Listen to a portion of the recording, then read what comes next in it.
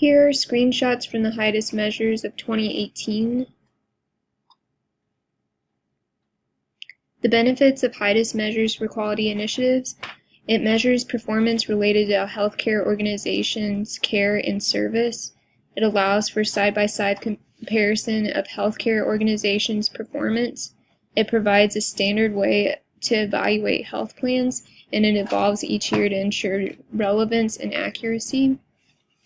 Data submission.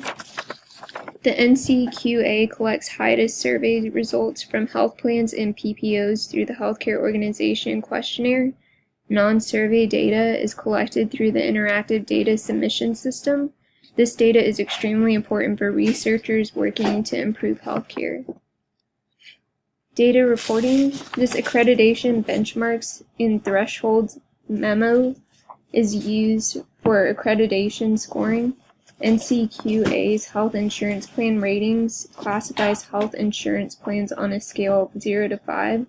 The Quality Compass compares and describes the performance of hundreds of commercial, Medicaid, and Medicare health plan submissions, as well as national, regional, and state benchmarkers.